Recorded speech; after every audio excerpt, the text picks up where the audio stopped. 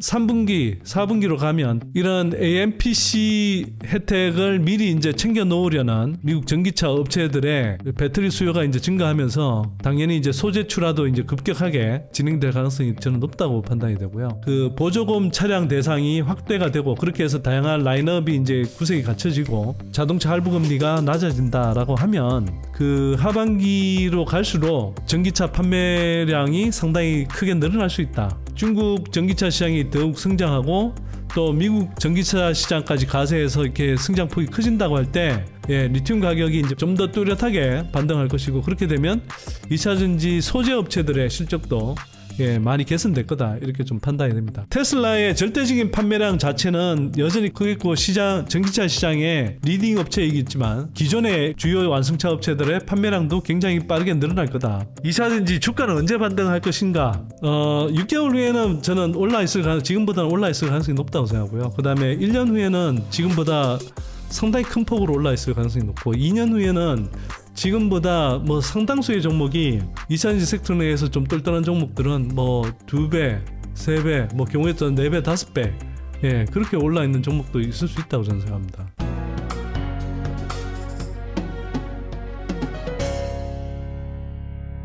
(2024년) 하반기에 2차전지 실적 반등을 전망하는 이유 몇 가지 이야기를 들었는데요. 일단 미국 정책 변화에 대한 대비 이거는 뭐 거꾸로 보면 트럼프 리스크를 의식하는 측면이 될 수도 있는데 그러니까 트럼프가 미국 대선에서 승리했을 때 IRA 판이 완전히 뒤집히고 뭐 그게 폐지된다 이렇게 생각하는 사람은 미국에서도 거의 없고 한국 배터리 업계 내에서도 그런 의견이 뭐 완전히 폐지될 거다, 완전히 뭐 없던 일로 될 거다 그렇게 생각하는 사람은 없습니다. 일정한 변화가 있을 수는 있지만 그 변화가 어떤 대세를 뒤집거나 그 IRA 정책을 전면적으로 폐기하는 데까지 가지 못한다. 특히 이게 미국 같은 경우는 그 의회의 권한이 강한데 민주당이 다수당인 상황에서 저 트럼프가 집권한다고 한들 저걸 금방 뒤집을 수 있다. 그거는 넌센스에 가깝다고 생각해야 되고요. 혹시라도 바이든에서 다시 트럼프로 넘어갈 수도 있기 때문에 그 약간의 정책 불확실성은 분명히 생기잖아요. 우리가 뭐 큰 틀은 기본적으로 간다 하더라도 그 IRA 법안이 이제 대표적인 거죠. 그거는 뭐 제가 이미 말씀을 드렸고 그러나 그럼에도 불구하고 일정한 뭐 마이너한 변화들은 있을 수 있기 때문에 정권 교체가 되기 이전에 최대한 배터리 셀을 확보해서 AMPC 첨단 제조 세액 공제 혜택을 받아 놓으려고 하는 챙기려고 하는 흐름이 생겨날 거다라는 것이고요. 그러면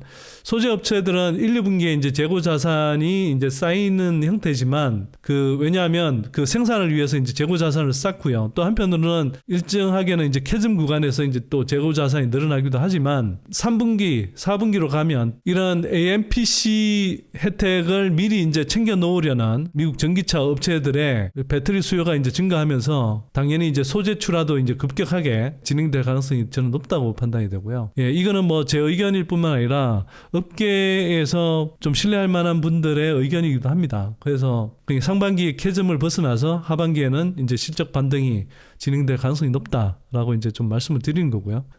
두 번째는 북미 IRA 대상 차종이 확대되고 또 시장 금리가 인하될 가능성이 높아지기 때문에 북미를 중심으로 해서 전기차 판매량이 증가하고 하반기에는 배터리 그다음에 소재 실적이 뭐 큰 폭이라고 했을 때 뭐 어느 정도라고 이야기해야 될지 모르겠습니다만 하여튼 빅뱅 폭발에 25년 26년 빅뱅 폭발의 전조 현상으로서 24년 하반기부터는 실적이 상당폭 증가할 가능성이 높다 이렇게 보고 있습니다. 일단 북미 IRA 대상 차종은 지난해 연말에 43종이었는데요. 지난 연말에 FEOC 규정이 이제 뭐 새롭게 나왔죠. 그래서 대상 차종이 많이 줄었습니다. 그게 이제 1월달, 2월달, 3월달 거치면서 조금씩 늘어나서 지금 현재 33종까지 다시 올라왔어요. 그러나 지난 연말 기준으로 보면 아직도 한 10종 정도가 보조금 대상이 아닌 거죠. 그런 상황에서도 제가 뒤에 보여드리겠지만 이 IRA 세제 혜택 대상이 되는 차종들의 판매량은 많이 급증했고요.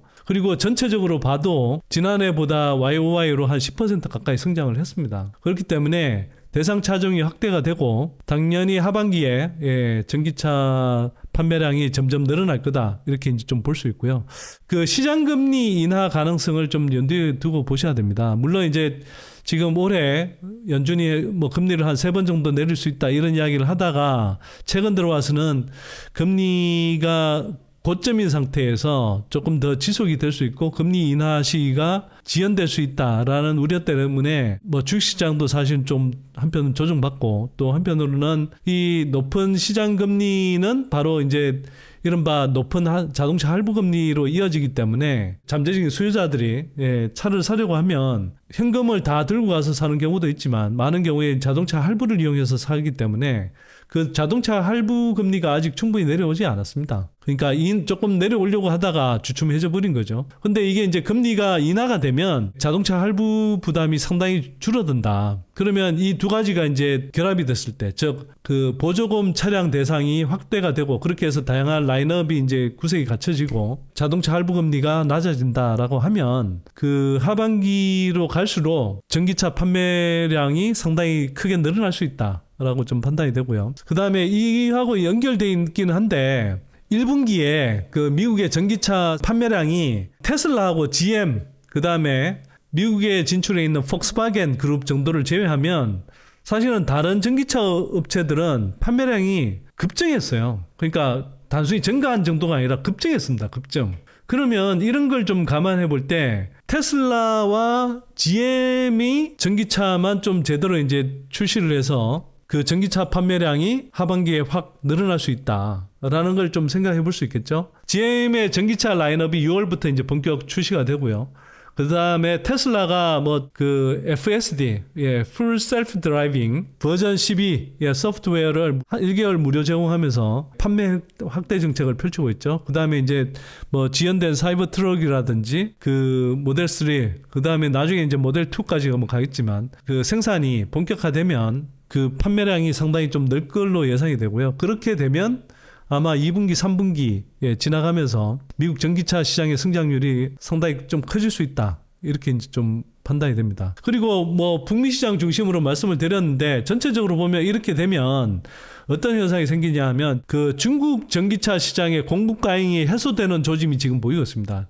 중국 전기차 시장이 생산량과 판매량이 빠르게 성장하고 있습니다. 그 말인즉슨 한편으로는 이제 뭐 중국 전기차 업체들이 그동안 뭐 이제 내수 부진에 시달리면서 그 뭐 저가 경쟁 벌이고 했죠. 그런데 어쨌거나 그 저가 경쟁 공세 속에서 이제 뭐 약진하는 전기차 업체들도 나왔고요. 판매 성장률이 많이 커졌습니다. 그건 이제 중국의 전기차 공급 과잉이 어느 정도 해소돼가는 신호를 볼 수 있고요. 그와 더불어서 이제 뭐 양극재 업체들을 비롯해서 소재 업체들의 실적에 영향을 미치는 광물 가격이 그동안은 중국발 공급 과잉에 따라서 상당히 약세를 보였는데 그 약세 흐름이 이제 바닥을 치고 상승 전환하는 초입에 있다고 판단이 됩니다. 그게 이제 하반기에 중국 전기차 시장이 더욱 성장하고 또 미국 전기차 시장까지 가세해서 이렇게 성장폭이 커진다고 할 때 리튬 가격이 이제 좀 더 뚜렷하게 반등할 것이고 그렇게 되면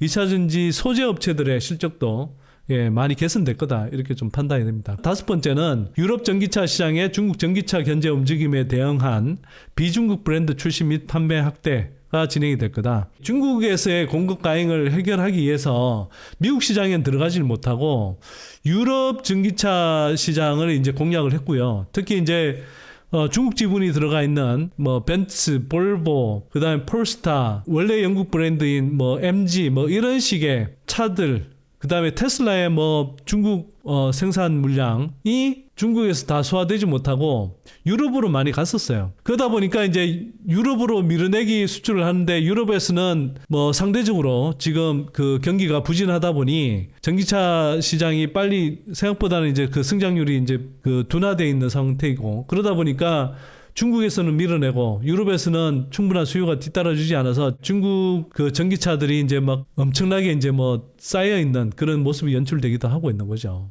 유럽 내 생산된 비중국 브랜드 뭐 폭스바겐이라든지 또는 뭐 볼보라든지 뭐 벤츠라든지 뭐 이런 차들 외에도 뭐 미국 GM이라든지 일본의 뭐 도요타라든지 테슬라 이런 물량들까지 상대적으로 출시 및 판매가 좀 확대되는 방향으로 갈 겁니다. 일정하게 이제 그 CRMA법부터 그다음에 반보조금 조사의 여파 그게 이제 올해 하반기에 이제 발표가 될 거거든요. 그러면 그 흐름에 따라서 상대적으로 이제 비중국 자동차, 전기차 브랜드들의 이제 출시 및 판매가 확대되는 흐름으로 갈 거다. 그러면 유럽도 미국만큼은 아니지만 상대적으로 하반기가 조금 더 성장률이 조금 더 커질 수 있다. 이렇게 좀 볼 수 있을 것 같고요. 자, 그렇게 되면 이거는 이제 한편으로는 단순히 유럽에서의 그 전기차 판매 신장률이 늘어난다는 의미뿐만 아니라 기존에는 중국 업체들의 배터리가 주로 탑재된 중국산 유럽향 수출 물량의 판매가 크게 줄어들고 유럽 내 비중국 브랜드들의 약진이 전개가 되는데 그 브랜드들은 폴란드에 생산되는 LG 엔솔, 뭐 헝가리에 생산되는 SK온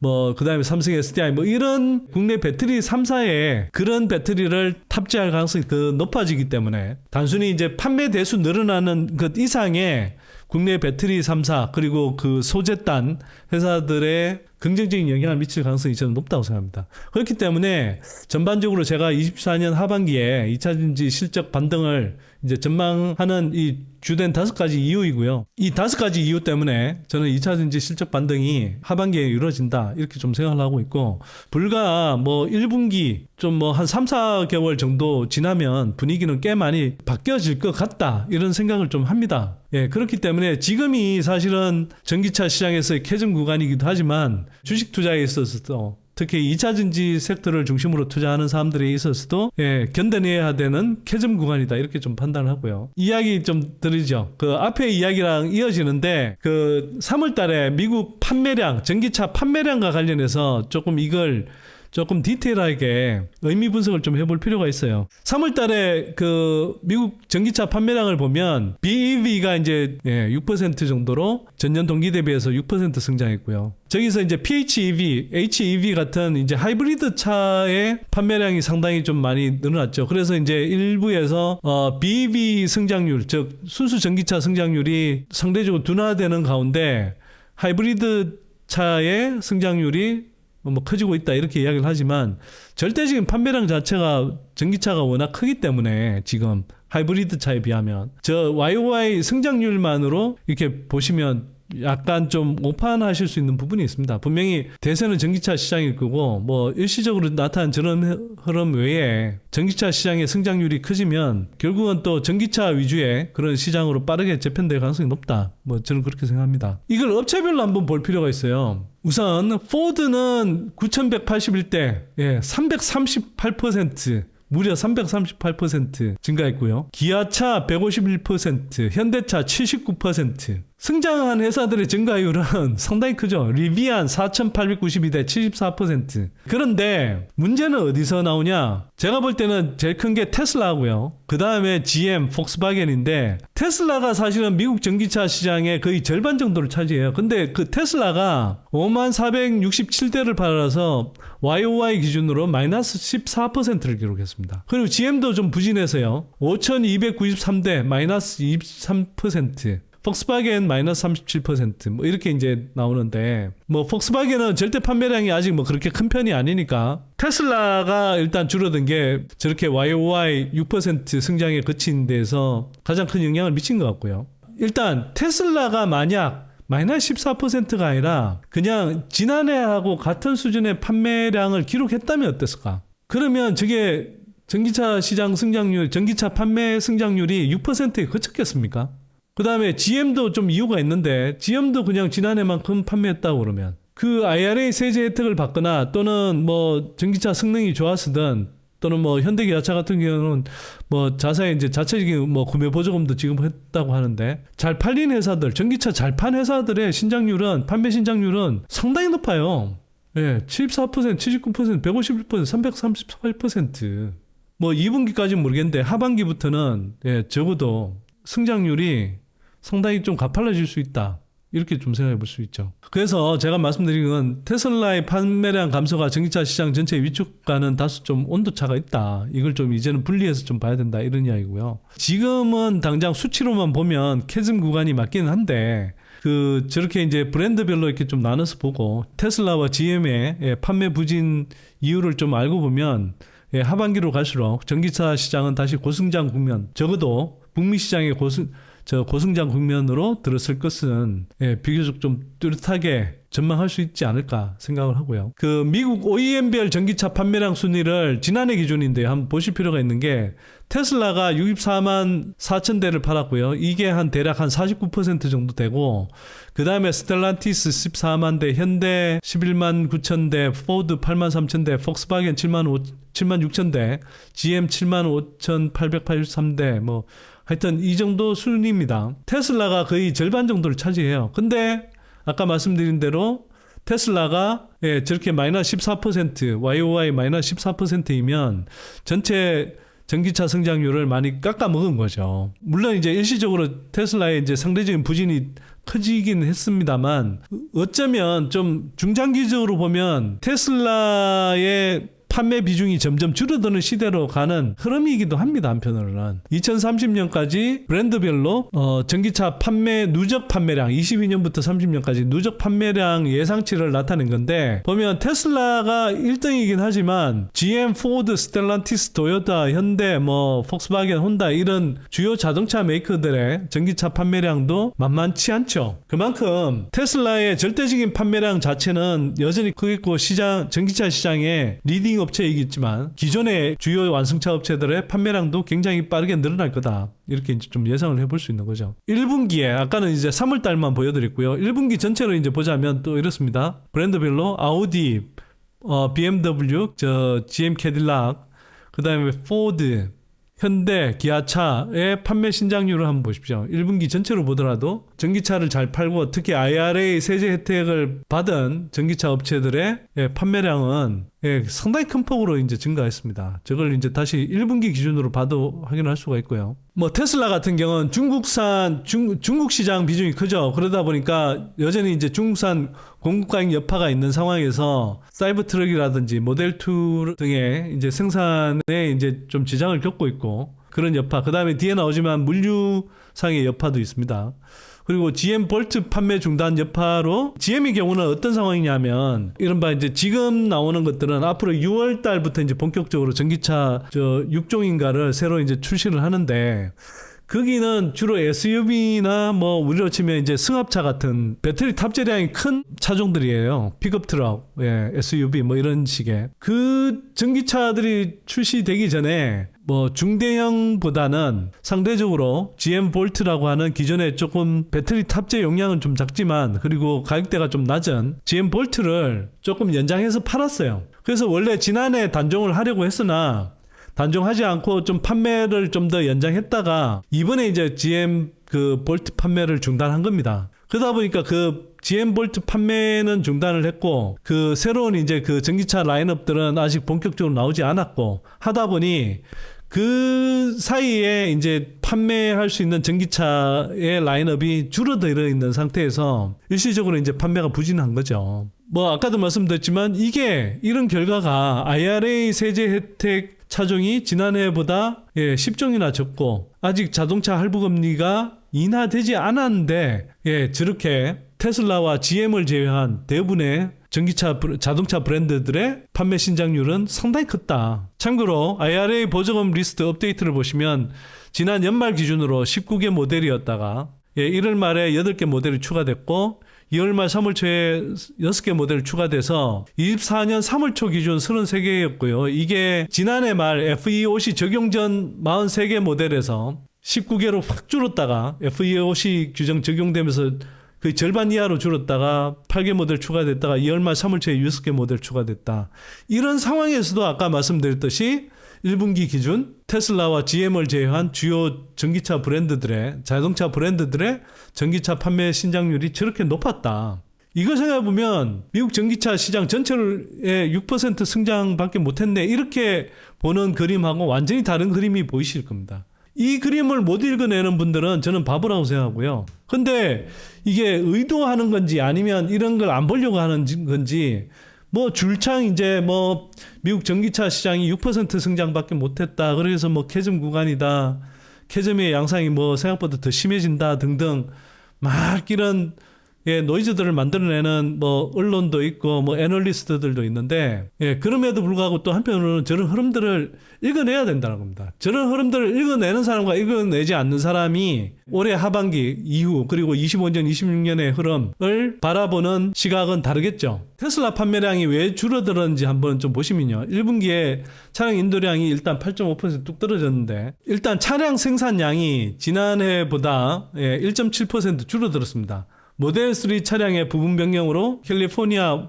프레먼트 이게 본사에 있는 공장이죠. 본사 공장의 생산 라인 가동 속도가 늦춰진 데다가 예멘 후티 반군의 홍해 선박 공격에 따른 우회 항로 이용과 이달 초 송전탑 화재로 인한 독일 공장 가동 중단도 차량 생산에 영향을 미쳤다고 테슬라 측은 설명했다는 거죠. 거기에 대해서 일단 뭐 지난해보다 성장률이 좀 둔화될 것이다. 뭐 이건 이제 많은 분들이 인지하고 있는 거고요. 당연히 뭐 하이브리드 차량이 오히려 더 인기를 끌고 있다 이런 식으로 이야기한 더 인기를 끌고 있는 것은 아닙니다.